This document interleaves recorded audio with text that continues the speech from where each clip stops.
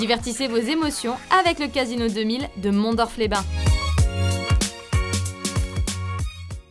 Votre rendez-vous culture avec sortirenmoselle.com. Bon plan, bonnes adresses et bonnes soirées en Moselle et au Luxembourg.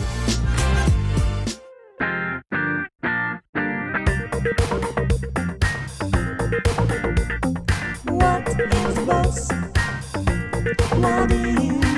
What is a Guatemala? What is bus? What is a Guatemala?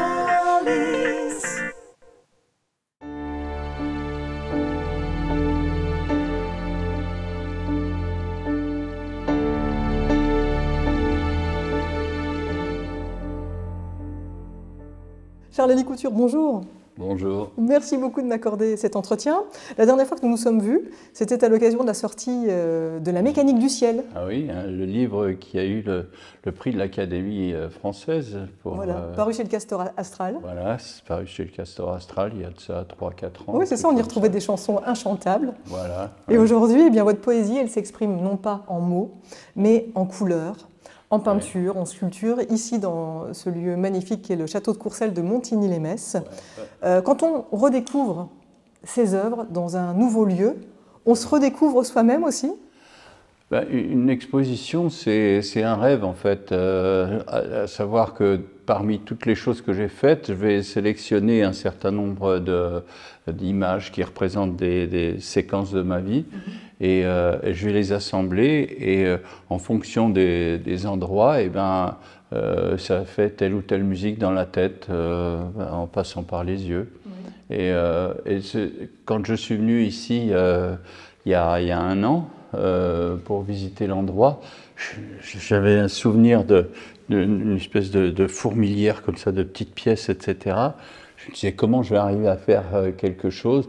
Puis j'ai assemblé ça sur le papier en m'inspirant du plan. Et puis quand je viens ici, puis que je vois que c'est installé au mur, c'est vraiment... Vous êtes heureux. Ah oui, c'est un peu la même chose que quand je reçois un disque. Finalement, voilà, ça y est, je l'ai, je suis comme tout le monde. Et là, je dis, ah, la pochette est bien. Ouais. Voilà. Pour ces œuvres, vous parlez d'inspiration urbaine poétique. Ouais. C'est la poésie de la rue? Qu'est-ce que c'est exactement? Oui, c'est ça. En fait, tout mon travail est autour de la poésie. C'est-à-dire, la poésie, c'est vraiment un clé de voûte. Mais qu'est-ce que c'est que la poésie? La poésie, en fait, c'est l'interprétation qu'on fait du monde. Et moi, le monde qui est le mien, c'est un monde qui se fait à partir du construit, à partir de choses qui ont... Et comment on peut interpréter ce monde construit. Moi, je travaille sur le côté urbain, c'est-à-dire ce que les hommes ont choisi pour les hommes. Alors que ce soit à partir des matériaux, que ce soit ce que je raconte, que ce soit la relation entre la peinture et la photographie, je m'inspire de ce réel, si tu veux. Pour autant, les œuvres, elles disent aussi, elles parlent de vous, de ce que vous avez à l'intérieur, il y a de vos émotions, de qui vous êtes à un instant T. C'est vrai, mais toute œuvre d'art, quelle qu'elle soit, quand bien même on voudrait s'oublier, qu'on ne peut pas le faire, puisqu'on part... c'est la définition de la création picturale. Il y a deux manières de se sentir exister, deux théories qui sont opposées. L'une qui est ce qu'on appelle la théorie du miroir, qui dit « je me sens exister quand je me reflète dans quelque chose ». Et l'autre théorie, qui est la théorie de l'empreinte, c'est j'existe quand je laisse une trace derrière moi. C'est deux choses complètement différentes. La théorie du miroir, elle dit en fait j'existe à travers des choses qui me préexistent. La théorie de l'empreinte, elle dit j'existe quand je constate que j'existe. La première fois qu'un homme préhistorique a trempé ses mains, ou une femme d'ailleurs, dans une flaque d'argile et l'a appliquée au mur, à ce même instant, elle a inventé l'écriture, la peinture et la conscience de soi, l'affirmation de soi-même. Donc, quand je suis peintre, souvent je vois apparaître ce que j'ai en moi après que j'ai choisi de considérer que c'est fini, quoi. Mais à l'avance, rarement je sais exactement où je vais. Oui, oui. C'est une œuvre d'impulsion. Enfin, tu as l'envie de faire, c'est une énergie qui sort de toi et que tu vas transformer. Alors, puisque je suis multiste, soit à travers des œuvres visuelles, soit des œuvres musicales, soit des œuvres écrites. Quand on regarde votre travail, vos toiles, on sent de la même manière que vous aimez peindre, écrire, faire de la musique, eh bien que dans votre approche de la matière, des couleurs, vous aimez là aussi partir un peu sur tous les terrains. On en revient à cette question de la liberté aussi, la liberté de ne pas choisir et Oui, d'explorer toujours. Les personnages que je raconte sont souvent des personnages informels qui se cherchent. Picasso disait « je ne cherche pas, je trouve », ben moi je ne trouve pas, je cherche. Et toute ma vie, j'ai cherché. Et c'est cette quête de quelque chose qui m'a mené à aller sur des terrains inconnus. En fait, chaque série de tableaux, qui en général correspond à, pour en sortir un comme ça, j'en fais une dizaine à peu près, des fois un peu plus, des fois un peu moins, qui vont être sur la même recette entre guillemets, puis une fois que j'ai le sentiment d'avoir trouvé et de commencer à me répéter, je passe sur autre chose. Donc effectivement, dans les personnages que je raconte, les silhouettes, c'est des gens qui cherchent, qui se cherchent, et qui sont à la rencontre entre le milieu qui est autour d'eux et ce qu'ils ont à l'intérieur d'eux-mêmes. C'est ce que j'appelle les inner portraits, portraits intérieurs, quoi, si tu veux. Parce qu'il y a deux choses, il y a l'aspect formel, extérieur, ce qu'on pourrait dire le masque, et puis il y a en fait comment soi-même on se connaît avec tout le mystère que les autres ne connaissent pas, parce que les gens ils voient de vous ce que vous choisissez pour vous représenter. Après toutes ces années de recherche, qui est Charles-Louis Couture? Vous diriez quoi? En fait, à mon retour de New York, après y avoir passé 15 ans, en fait, je me suis aperçu que les 5 vies que j'avais vécues n'avaient pas grand-chose à voir les unes avec les autres. À savoir, la première vie, ça a été la même vie que celle de tout le monde, jusqu'à mon diplôme des Beaux-Arts, grosso modo. J'étais envahi de désirs, d'envie tous azimuts, à la fois une urgence, une admiration pour un certain nombre d'autres personnes intelligentes, d'artistes émérites, qui m'ont servi de guide. Puis après, j'ai eu une deuxième période qui a duré grosso modo 7 ans, 5-7 ans, qui a été une période de notoriété, de grande notoriété, où là, je me suis rendu compte que j'étais plus aimé que je ne le méritais et plus détesté que je ne le méritais. Et qu'en aucun cas, pourtant, à ce moment-là, je ne m'appartenais. Et ça, cette vie-là, elle ne m'a pas fait plus que ça bander. Et je me suis, à un moment donné, dit « être un artiste, c'est bien, mais être un homme, c'est mieux. Je ne veux pas regretter ma vie d'homme sous prétexte que je suis un artiste. » Et ce qui signifiait pas sacrifier l'un pour l'autre, mais ce qui signifiait me remettre en question. Et ça, immanquablement, ça nuisait à ma carrière, entre guillemets, parce que les gens veulent avoir le sentiment que vous correspondez à l'idéal qu'ils se font de vous, et ils n'acceptent pas trop qu'on se remette soi-même en question. Donc ça a été ma deuxième vie. La troisième, ça a donc été ma vie d'homme, à la fois de père et d'artiste, parce qu'à ce moment-là, j'ai sillonné le monde, j'ai vécu plein de trucs. J'ai continué à agir tous azimuts, à chercher, mais un peu tout seul, sans être très soutenu, entre guillemets. Puis à un moment donné, quand mon père est mort, qui lui m'avait encouragé à continuer ce que je faisais dans le domaine des arts visuels, je me suis retrouvé dans un monde qui parlait de moi souvent à l'imparfait. Et je me suis dit, ouais, mais attends, j'ai loin d'avoir fini ce que je veux dire, donc j'accepte pas d'être à l'imparfait. Et là, je suis parti à New York, où là, c'était encore une autre vie qui redémarrait, mais vraiment à zéro, sans référence, tout seul, si je puis dire, avec femme et enfant. Et puis finalement, j'ai décidé de revenir en France parce que j'avais fait le tour de ce que je cherchais là-bas.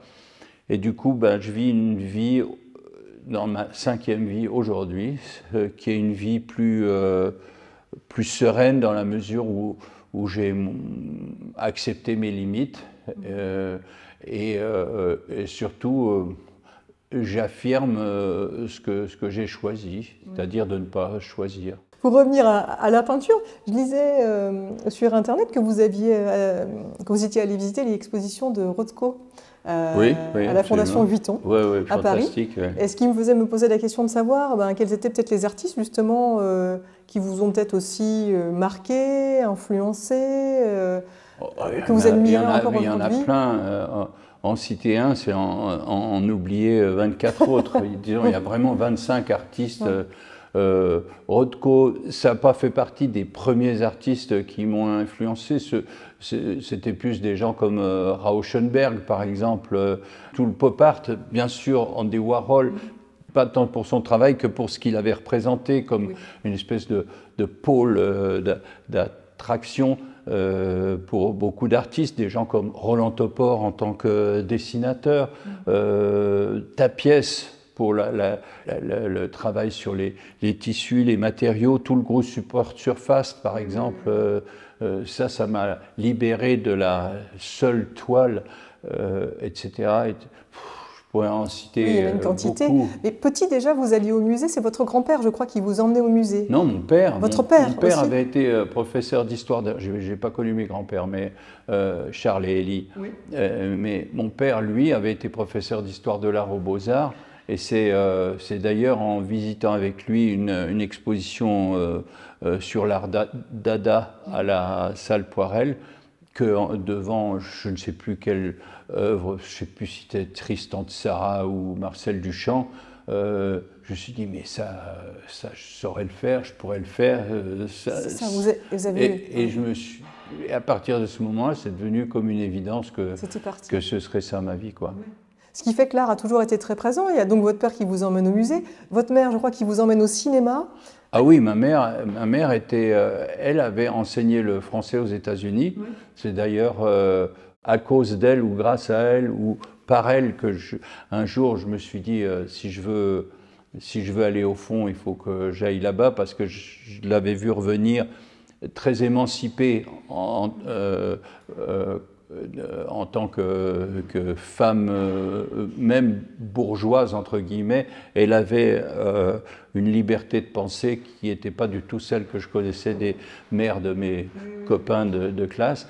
Mais ma mère était une littéraire qui m'a toujours obligé, ou plutôt suivi de très près quant à la formalisation de ma pensée. Ce qui se conçoit bien s'énonce clairement. Oui, et je lisais dans une interview qu'elle vous apprenait, en tout cas, quand vous alliez au cinéma, il n'était pas question que vous ayez aimé ou pas, mais il fallait en débattre derrière, expliquer pourquoi vous aviez aimé ou pas. Tout à fait, c'est ça, c'est qu'on allait voir des films, pas tant pour savoir si ça allait nous plaire, mais pour le débat que ça allait suggérer derrière. Et ce regard analysé d'une situation que j'ai appris avec elle, ça m'a servi toute ma vie, quoi. Oui, c'est ça. D'un côté, j'avais ça avec mon père quand je visitais les musées, parce qu'en 2 temps, 3 mouvements, il me montrait les structures et à pénétrer le mystère de la création, comment c'était organisé, ci et ça.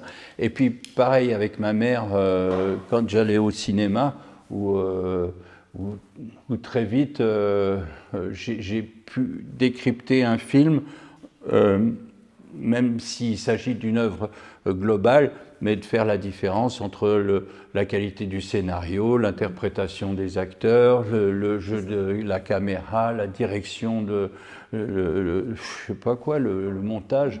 D'ailleurs, je fais partie depuis cette année, je vais avoir le rendez-vous tout à l'heure, non, de l'Académie des Césars, oui. des 174 élus de l'Académie des Césars. Ce qui me fait très plaisir, parce qu'au départ, je voulais être metteur en scène de cinéma, mais j'ai réellement, je m'en suis mêlé réellement qu'à travers la quelques vingtaine de musique de films que j'ai. Oui, dont Ciao Pantin, dont on parle Ciao Pantin, très souvent. Dont l'interprétation et l'adaptation des chansons de Randy Newman pour les Toy Story et compagnie. Rappelle-toi ce que ton vieux pote disait, oui je suis ton ami, oui je suis ton ami.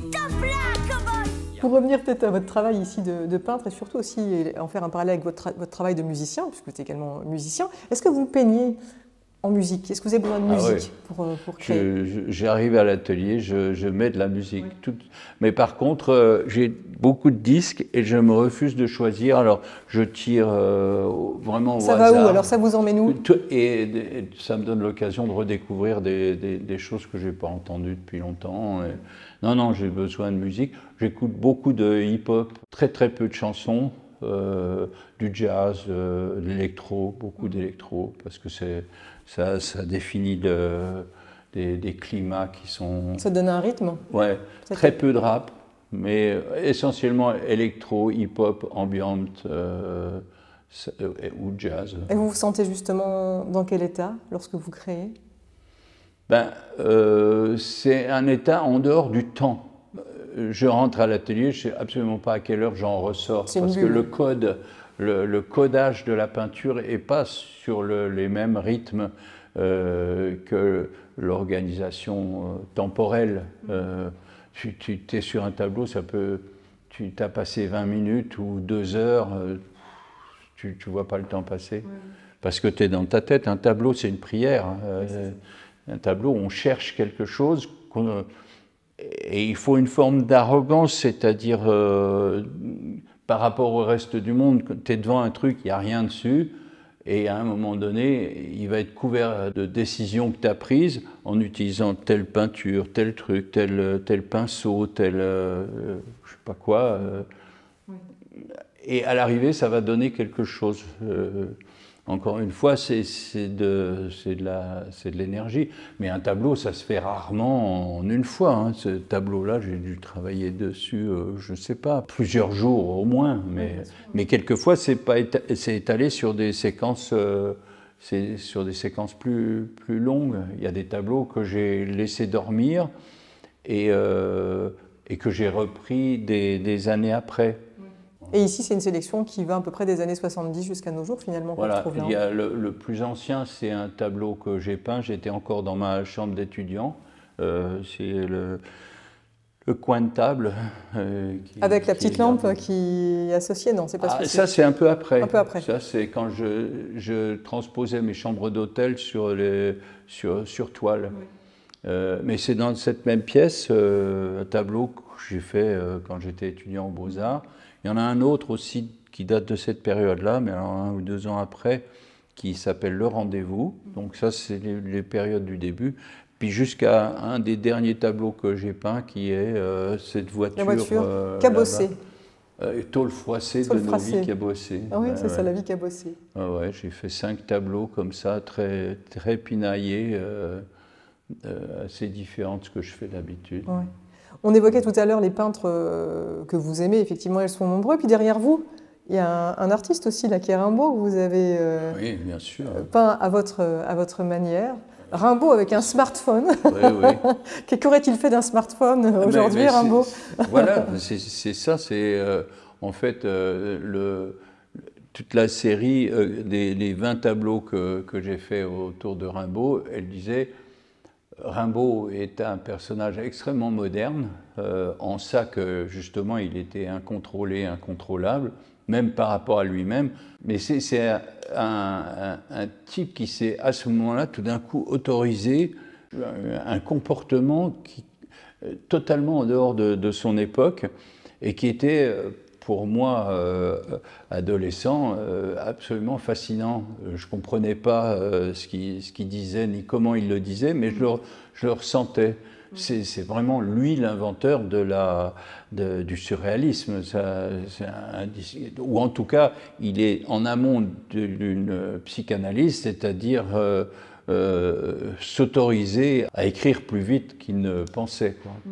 Alors, mais l'idée était, des Rimbaud, il doit y en avoir aujourd'hui, à quoi est-ce qu'ils ressembleraient si on les croisait dans la rue? Et qu'est-ce qu'ils feraient? Voilà, alors je me suis amusé à supputer. Un mot peut-être rapidement, peut-être, parce que là on est effectivement dans cette exposition magnifique, mais vous avez sorti un album il y a quelques mois, début février à peu près. Contre toi, produit par Dominique Blanc-Francard. Oui, un très bel album dans lequel effectivement vous vous livrez peut-être plus intimement. Il est question d'amour optimiste, d'absence, il est question d'enfance aussi, et cette chanson magnifique dit papa, il y a un peu tout ça qui oui, ressort. en fait c'est les 4 saisons de l'amour. C'est un peu le disque la musique d'une vie, avec des rapports entre les gens, entre les amoureux qui sont différents selon que c'est au début les premiers instants de l'amour enflammé, idéalisé, rêvé. Dans la chanson L'amour est toujours optimiste, ou cette chanson sur le type qui se réveille et puis il voit la vie en même temps qu'il s'éveille à lui-même, etc.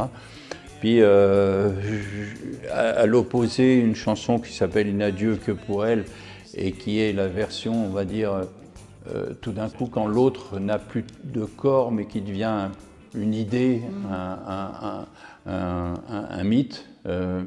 Et puis entre ça, il y a les différentes séquences, la lassitude qui s'opère quelquefois avec tendresse dans Côte à Côte, par exemple, ou d'une manière plus violente dans une chanson qui s'appelle Angers Démon, et qui évoque les violences conjugales.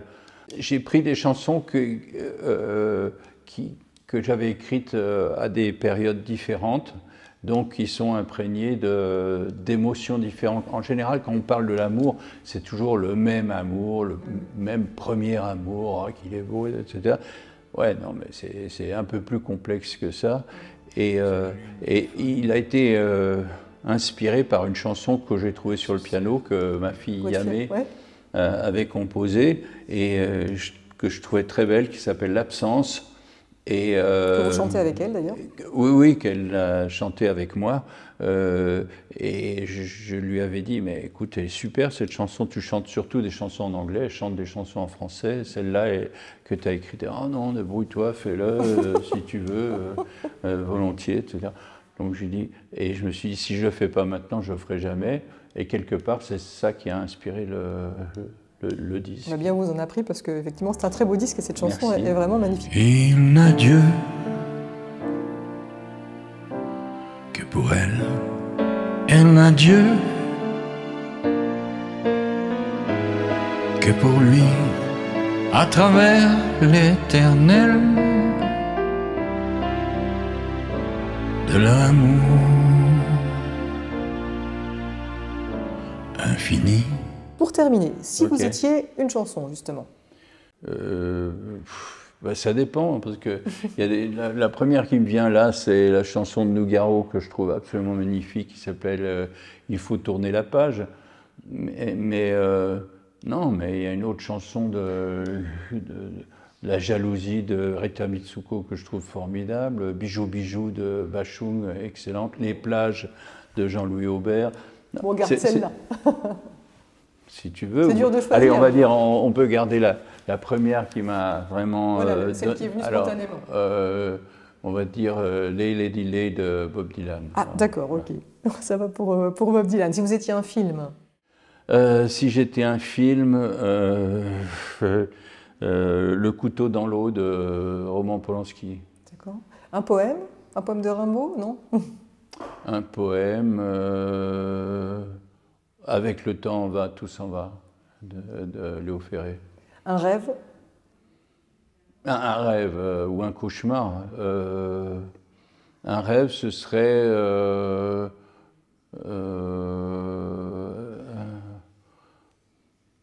partir en douceur. Et une couleur, puisque nous sommes là. Une couleur,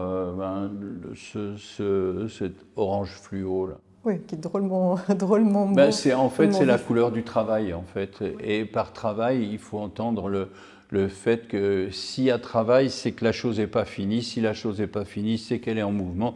Si elle est en mouvement, c'est qu'elle est en vie. Donc, pour moi, c'est tout ça. Eh ben, on se souhaite à toutes et à tous de rester en mouvement. Par exemple. Et puis on invite tout le monde à venir ici au Château de Courcelles pour voir votre magnifique exposition, Eh ben, l'art volontiers. multiste de Charles-Élie Couture. Merci Bienvenue. beaucoup Charles-Élie, merci infiniment. Salut. On se promet tout ce qu'il y a de mieux quand on est amoureux. L'amour est toujours optimiste. Oui, l'amour est toujours optimiste.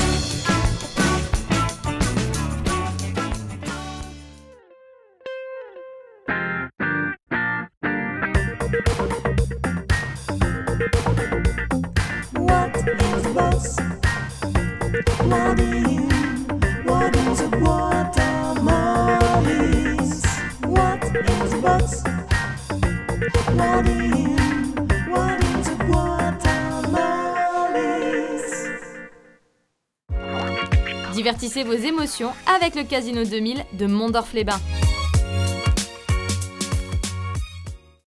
Votre rendez-vous culture avec sortirenmoselle.com. Bon plan, bonnes adresses et bonne soirée en Moselle et au Luxembourg.